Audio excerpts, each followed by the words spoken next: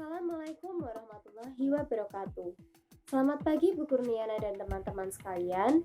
Pada pagi hari ini, kami dari kelompok 6 akan mempresentasikan tentang karakteristik anak berkelainan mental emosional, pengembangan kognitif, dan kreativitas anak berkelainan mental emosional.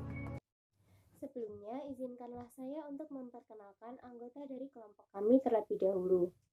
Yang pertama ada Rizky Widi Ramadan dengan NIM 14014191133 dengan nomor presensi 1. Kemudian ada Faizul Munahai Runikma dengan NIM 14014191156 nomor presensi 20. Dan yang terakhir adalah saya sendiri, Syarafina Fajrini Jayanti dengan NIM 14014191161 nomor presensi 22. Pada presentasi kali ini, topik yang akan kami bahas terdiri dari 3. Yang pertama, definisi anak berkelainan mental emosional. Kemudian yang kedua, karakteristik anak berkelainan mental emosional.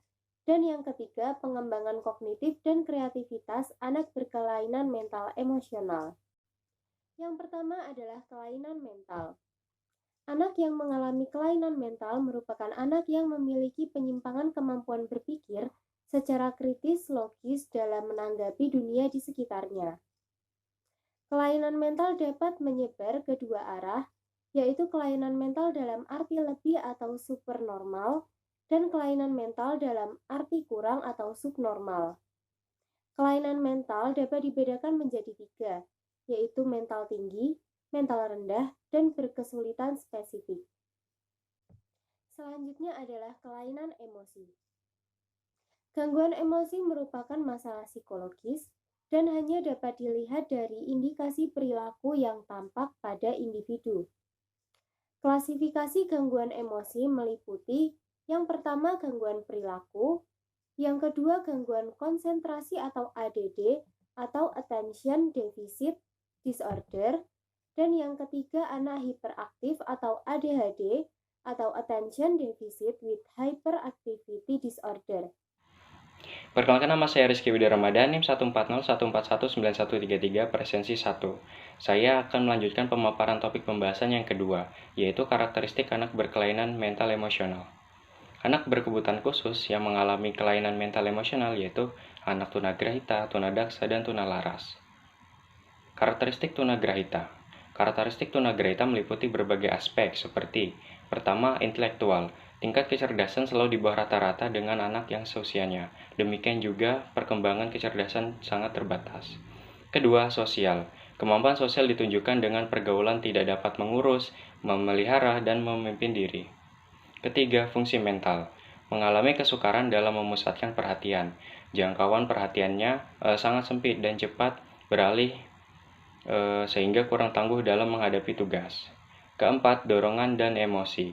Perkembangan dorongan dan emosi anak tunagrahita berbeda-beda sesuai dengan tingkat ketunagrahitaannya masing-masing. Kelima, bahasa. Kemampuan bahasa sangat terbatas, perbedaan kata, terutama kata yang abstrak. Keenam, akademis. Sulit mencapai bidang akademis membaca dan kemampuan menghitung yang problematis.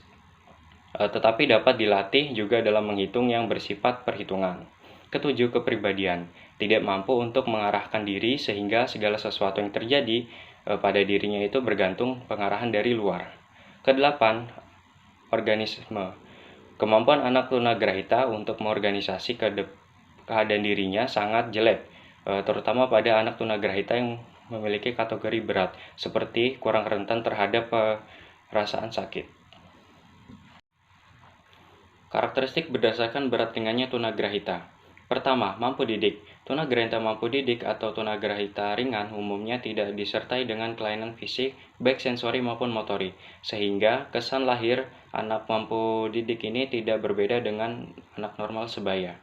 Kedua, mampu latih. Tunagrahita mampu latih secara fisik sering memiliki atau disertai dengan kelainan fisik, sensori maupun motorik. Tunagrahita ini sangat mudah untuk dideteksi karena penampilan fisiknya berbeda dengan anak normal sebaya. Ketiga, mampu rawat. Anak perlu mampu rawat ini adalah klasifikasi anak tunagrahita yang paling berat.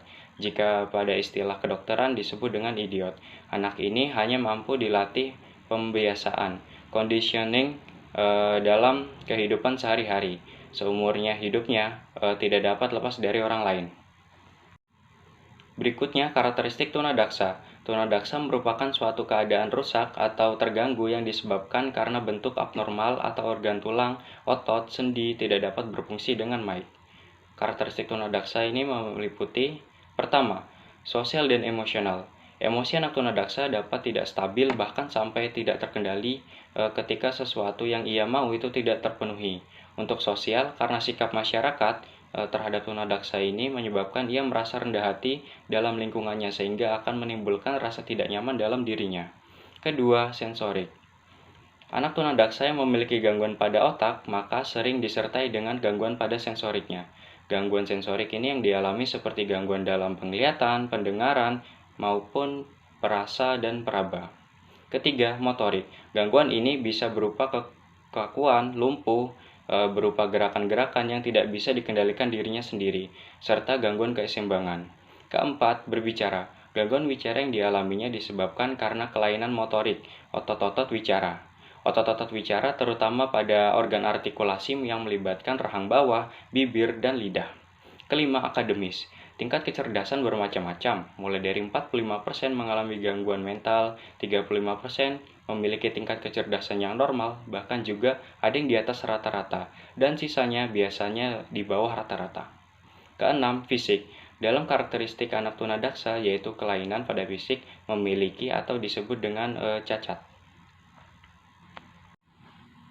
Yang terakhir adalah tunalaras. Anak tunalaras adalah anak-anak yang mengalami gangguan perilaku yang ditujukan dalam aktivitas kehidupan sehari-hari, baik di sekolah maupun lingkungan sosialnya. Karakteristik tunalaras terbagi menjadi 3. Pertama, karakteristik umum, yang meliputi gangguan perilaku seperti memukul, tidak berkonsentrasi, mengalami kecemasan seperti cemas dan ketakutan, kurangnya dewasa seperti suka berfantasi, berangan-angan, agresif seperti memiliki geng jahat, suka mencuri, dan sebagainya. Kedua, karakteristik sosial emosi, yang meliputi sering melanggar norma masyarakat, sering mengganggu dan bersifat agresif, secara emosional sering merasa rendah diri dan mengalami kecemasan. Ketiga, karakteristik akademik, meliputi hasil belajarnya seringkali jauh dari bawah rata-rata, seringkali tidak naik kelas, seringkali membolos sekolah, seringkali melanggar peraturan sekolah dan lalu lintas. Untuk pemaparan berikutnya akan dilanjutkan oleh rekan saya.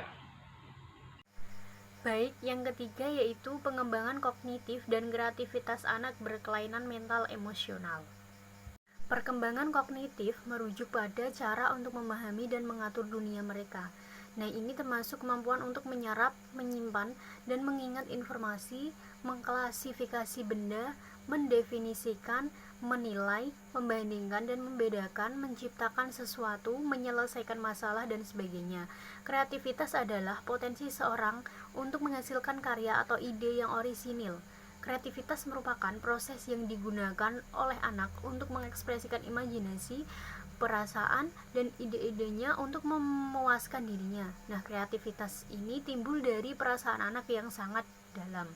Adapun kondisi ideal di mana untuk meningkatkan kreativitas anak, yaitu ada 7. Yang pertama, adanya waktu luang yang cukup bagi anak untuk bermain dengan ide dan konsepnya.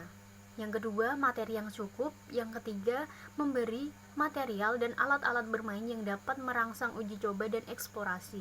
Yang ketiga, yang keempat yaitu lingkungan yang merangsang anak dengan cara memperhatikan apa yang ia lakukan, memberikan pujian padanya. Nah, yang kelima, hubungan orang tua dan anak yang tidak mengikat, yaitu tidak terlalu melindungi dan mengatur anak. Yang keenam, pola asuh yang demokratis dan permisif. Untuk yang terakhir yaitu adanya kesempatan mendapatkan berbagai pengetahuan. Mungkin itu saja yang bisa kami sampaikan. Kurang lebihnya kami mohon maaf. Nyentelake kupat wonten ing pura, mbok bilih wonten lepat, kula nyuwun ngapura. Wassalamualaikum warahmatullahi wabarakatuh.